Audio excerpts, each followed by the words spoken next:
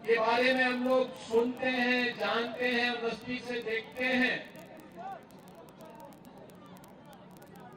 तो मुझे यहाँ के वीर वीरांगनाओं के, यहाँ के त्यागी और बलिदानियों के इतिहास प्रसिद्ध वे कथा और कहानियां हमारे सामने आने लगती हैं, जिनसे देश प्रेरणा लेता है। आज भी भारत की सीमाओं की रक्षा करते हुए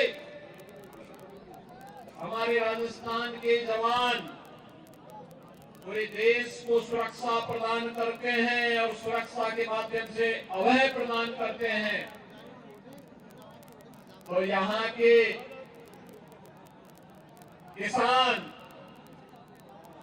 यहाँ के समाज के विभिन्न तबके से जुड़े हुए नागरिक राष्ट्र की मुख्य धारा के साथ जुड़ करके अपनी कला, अपनी विभिन्न विधाओं के माध्यम से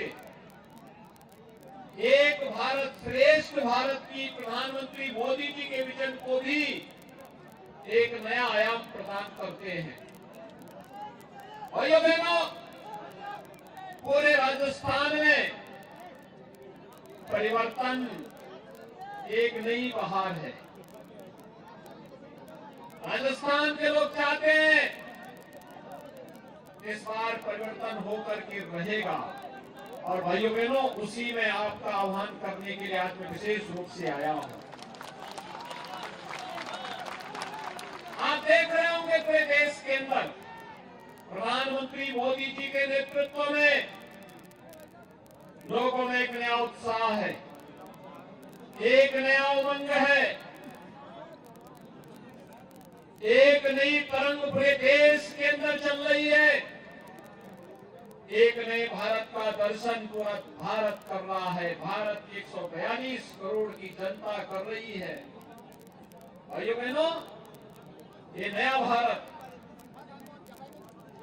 वैश्विक स्तर पर जिस भारत का सम्मान बढ़ा है, भारत के बारे में दुनिया की धारणा बदली है। आज भारत को लोग एक विश्वसनीय देश और सहयोगी के रूप में सम्मान दे रहे हैं, और पीड़ित मानवता को अभय प्रदान करने के एक देश के रूप में जहां कहीं अशांति होगी, भारत की तरफ लोग आशा भरी निगाहों से देख रहे हैं। ये नया भारत है, एक और दुनिया को शांति का संदेश देने वाला, और दूसरी तरफ दुश्मन की टेढ़ी आंखों को निकालने की हिम्मत करने वाला भारत भी है। भाइयों बहनों, कितनी अद्भुत क्षमता है भारत की। एक तरफ हम शांति की बात करते हैं, और दूसरी तरफ दुश्मन को उसके बांध में घुस करके ठिकाना लगाने का साहस भी आज भारत के जवानों के अंदर है। भाइयों बहनों, मैं आपसे एक बात सही मायने में रखना चाहता हूं। कांग्रेस ने लंबे समय तक देश पे शासन किया, लेकिन बदले में समस्याएं दी। आपके राजस्थान में भी यही चीज है। कांग्रेस को सबसे ज्यादा समय तक शासन करने का अवसर मिला राजस्थान में, और गत 5 वर्ष का कार्यकाल भी राजस्थान के लिए है। बहुत लंबा समय नहीं जाएंगे, लेकिन अगर आप उससे पहले के 5 साल वसुंधरा राजे जी के नेतृत्व की भारतीय जनता पार्टी की सरकार के और कांग्रेस नेतृत्व की से अशोक गहलोत जी के नेतृत्व की सरकार के कार्यकाल की तुलना करेंगे, तो भाइयों बहनों, आपको लगेगा कि भारतीय जनता पार्टी की सरकार कार्य कर रही थी, कार्य करना चाहती थी, लेकिन कांग्रेस की सरकार तो अपने अंतर कलहों के कारण जहां तहां अव्यवस्था, अराजकता विकास के बैरियर के रूप में ही राजस्थान में पिछले 5 वर्षों के अंदर जानी जाएगी। भाइयों बहनों, कांग्रेस समस्या का नाम है, देश की समस्या का नाम है। देश के अंदर जो आतंकवाद है ये कांग्रेस की देन, नक्सलवाद कांग्रेस की देन, ये गुंडागिरी कांग्रेस की देन, ये माफियागिरी ये कांग्रेस की देन। और भाइयों बहनों, ये कांग्रेस इस समस्या का बोझा है और भारतीय जनता पार्टी देश की समस्या का समाधान का नाम है। समाधान भाजपा है, मोदी है, समस्या का समाधान मोदी जी के माध्यम से हुआ है और होगा भी।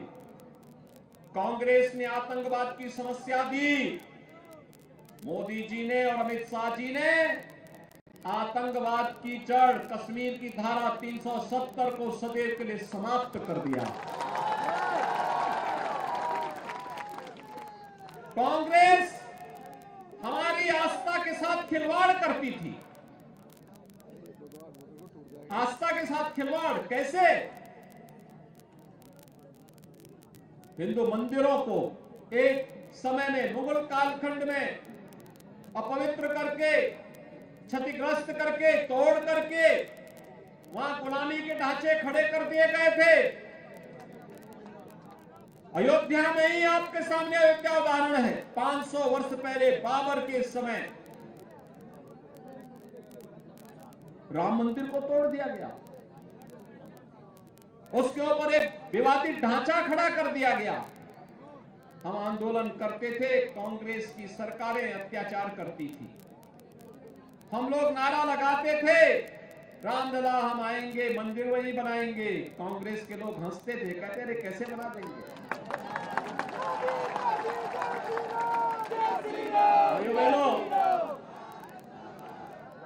हम लोगों ने तब नारा लगाया था, रामलला हम आएंगे, पहले ढांचा हटाएंगे।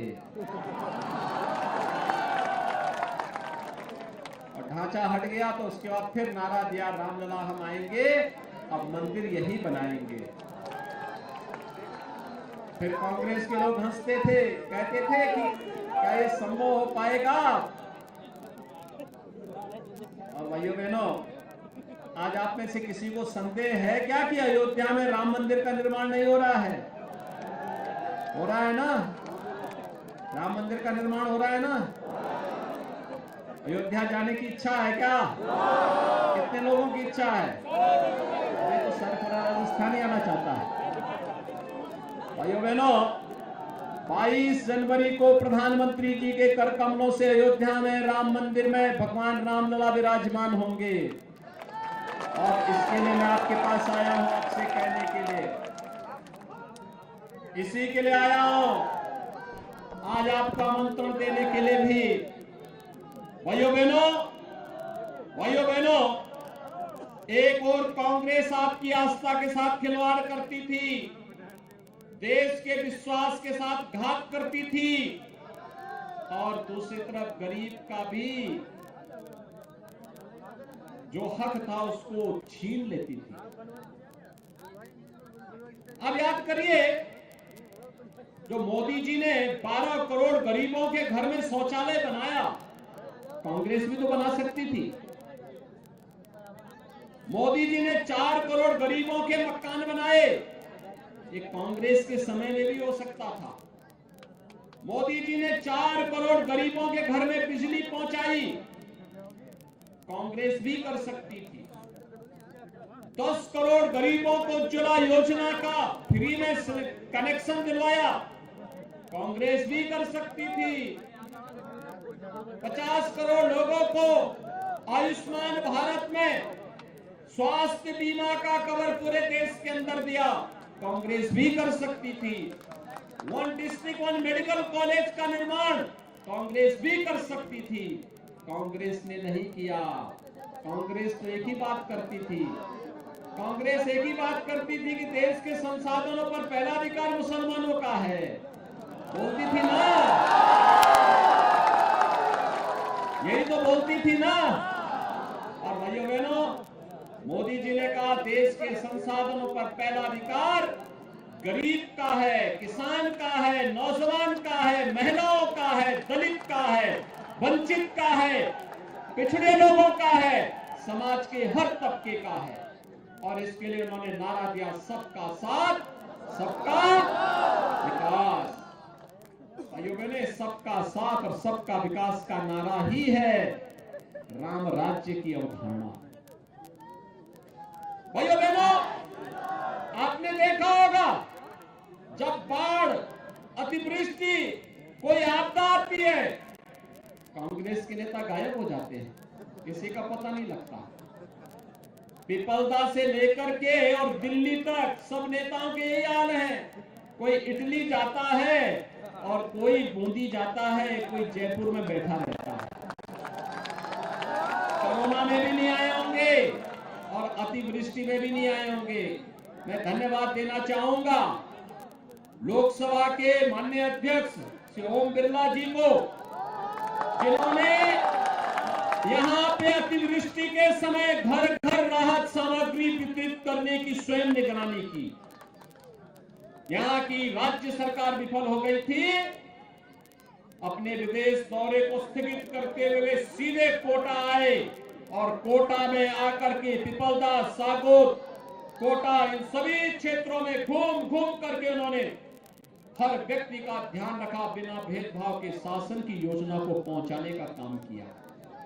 भाइयों बहनों, ऐसे लोग भी हमारे जनप्रतिनिधि होने चाहिए और इसी के लिए आज आह्वान करने के लिए मैं आपके बीच आया हूं कि भाइयों बहनों, 22 जनवरी के बाद पूरा देश अयोध्या दर्शन करने के लिए आएगा और इसमें पिपलदा और सागोत से भी अगर दर्शन करने के लिए आना है तो मैं अभी से श्री प्रेम गोचर जी को और श्री हीरालाल नागर जी को बोल दे रहा हूं, आप इनको जयपुर पहुंचाइए और ये यहां से आपको फिर अयोध्या का सैर कराने ले चलेंगे, दर्शन कराने ले चलेंगे।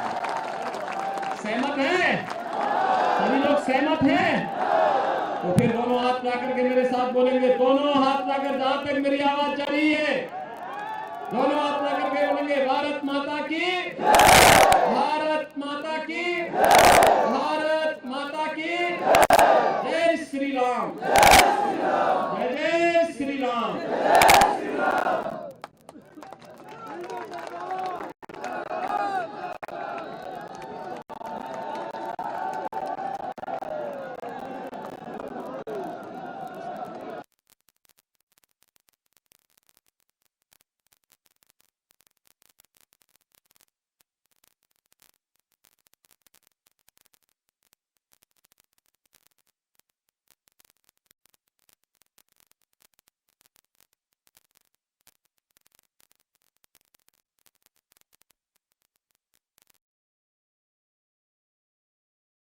देश का नेतृत्व जैसा होगा, दुनिया की निगाहें देश के प्रति उसी प्रकार की बनेंगी। आज हमारे प्रति, भारत के प्रति ये निगाहें बदली हैं मोदी जी के नाते। भैया बहनों, यह परिवर्तन आज हम देख सकते हैं। सीमाएं सुरक्षित हुई हैं। आज दुश्मन भारत की सीमा में नहीं घुस सकता, घुसने का दुस्साहस नहीं कर सकता।